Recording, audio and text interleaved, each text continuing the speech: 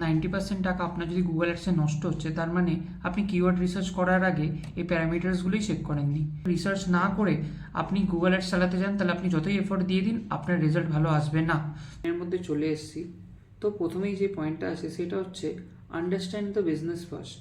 আমাদের সবার আগেই আমাদের বিজনেসটাকে বোঝা উচিত যে বিজনেসের জন্য আমরা অ্যাড রান করতে চলেছি বা যে বিজনেসটার জন্য আমরা কিওয়ার্ড রিসার্চ করব। তো এক্স্যাক্টলি আমাদের বিজনেসটা কি, আমাদের সার্ভিসটা কি, সেটা আমাদের বোঝা উচিত। সেকেন্ডলি আমাদের বোঝা উচিত যে আমাদের টার্গেট অডিয়েন্স কারা, তাদের পেইন পয়েন্টটা কি। থার্ড, আমাদের ক্যাম্পেইন গোল কী হওয়া উচিত। আমরা কি এই অ্যাডটার মাধ্যমে অ্যাওয়ারনেস ক্রিয়েট করতে চাইছি, নাকি আমরা লিড জেনারেট করতে চাইছি যেখান থেকে আমরা তাদেরকে কল করে সেলস করব, নাকি আমরা কোনো ই কমার্স প্ল্যাটফর্মের জন্য অ্যাড রান করছি যেখানে ওরা ক্লিক করে ওখান থেকেই পারচেস করবে। অর লাস্ট, অ্যাপ ইনস্টলেশন, নাকি আমরা কোনো অ্যাপের প্রমোশন করছি। সো আমাদের আরও দুটো পয়েন্ট আছে, যেমন what does a successful conversion look like a allowable CPA, and last point is why this matters, ensure keyword relevance to avoid wasted clicks. তো এই ফার্স্ট আমাদের যে প্যারামিটারটা আছে তার মধ্যে এই 5টা পয়েন্ট আমাদেরকে খুব ভালো করে দেখা উচিত। সেকেন্ড যে পয়েন্টটা আসছে সেটা হলো ইউজার ইন্টেন্টের উপরে বেস করে।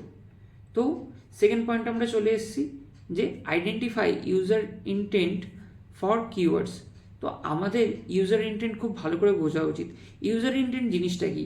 ইউজার ইন্টেন্ট জিনিসটা হলো ইউজার কি সার্চ করতে পারে সেটাকে বোঝা। ইউজার কি সার্চ করে কেন ওই ওয়েবসাইটে যাবে?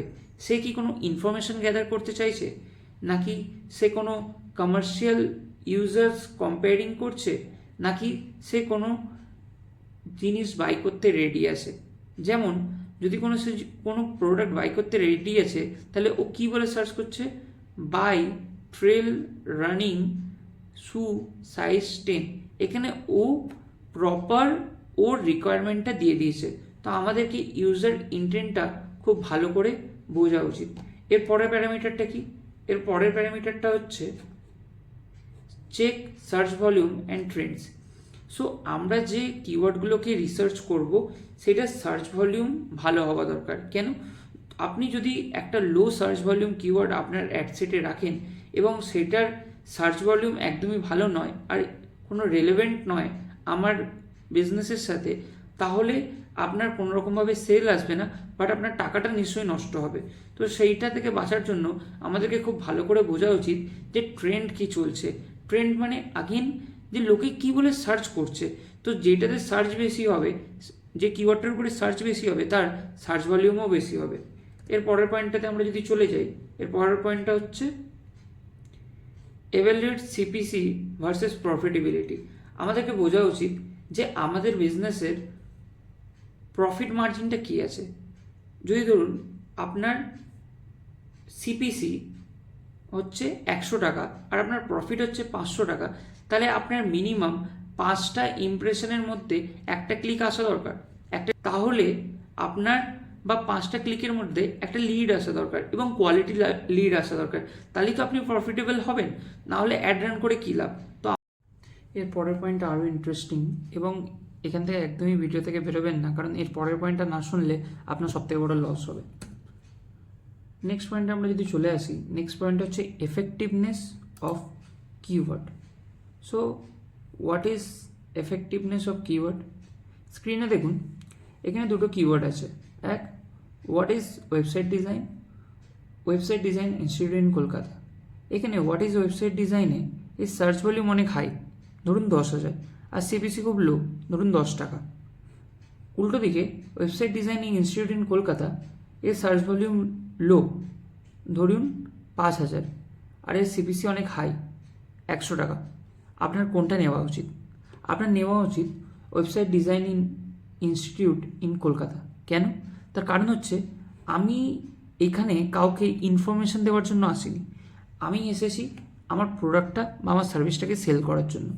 তো যখন কেউ website design institute in Kolkata বলে সার্চ করছে, তার মানে আমাকে বুঝতে হবে যে তার বাই করার ইন্টেন্ট আছে বলেই সে এই জিনিসটা বলে সার্চ করছে। এটা সার্চ ভলিউম লো হতে পারে, বাট এটার কনভার্সন অনেক বেশি। তো আমাদের ফোকাস করা উচিত যে কোন কিওয়ার্ডগুলো আমাদেরকে ভালো কনভার্সন দেবে। নেক্সট পয়েন্টটা হচ্ছে map keywords to the funnel, বা এটাকে আমরা বলতে পারি বায়ার্স পার্সোনা। বায়ার্স পার্সোনা জিনিসটা কি? একটা বায়ার কোনো একটা প্রোডাক্ট পারচেস করার আগে কী কী জিনিস সার্চ করে। আমরা যদি এটাকে এক্সাম্পল হিসেবে দেখি, কোনো একটা স্টুডেন্টের ওয়েবসাইট ডিজাইন কোর্স নেওয়ার আগের ফেজটা কী, সে কী করছে? ফার্স্টে সে সার্চ করছে what is website design. Say website design সম্বন্ধে জানতে চাইছে, তো এটাকে আমরা রাখবো top of the funnel keyword হিসেবে। সেকেন্ড, এরপরে যদি ও ইন্টারেস্টেড হয় তাহলে ও জানতে চাইছে কেরিয়ার ইন ওয়েবসাইট ডিজাইন। কেন?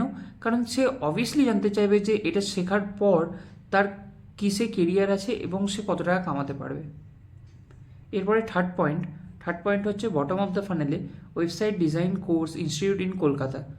এই পয়েন্টটাতে এসে যখন ও সার্চ করছে তখন আমাদেরকে বুঝতে হবে যে ওর বাই করার পসিবিলিটি অনেক হাই হয়েছে।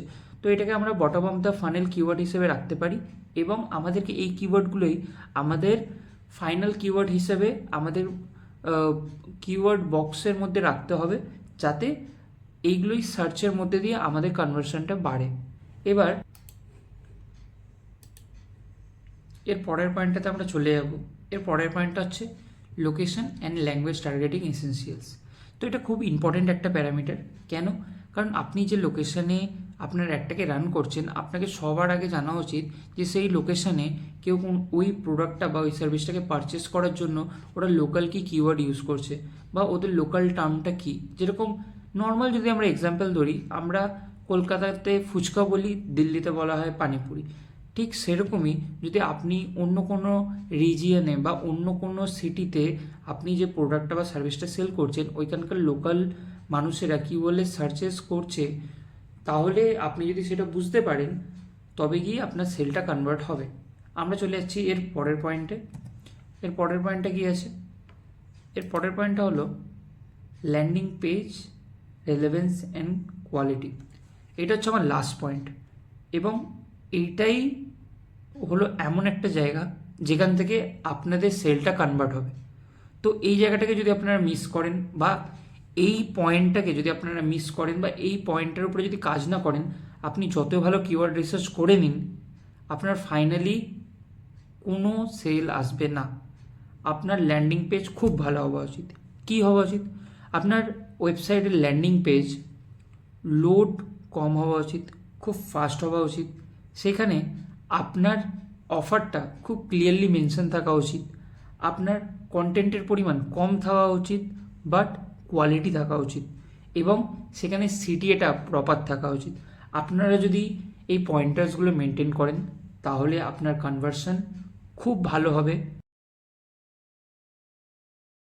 আপনারা যদি এতক্ষণ ভিডিওটা দেখে থাকেন তাহলে স্ক্রিনে দেওয়া নাম্বারে হাই করুন, এবং আমি ওখানে আপনাদের যাবতীয় কোয়ারিজগুলো সলভ করব যদি কোনো কোয়ারিজ থেকে থাকে, এবং আমি পিপিটিটাও আপনাদের সাথে ওখানে শেয়ার করব।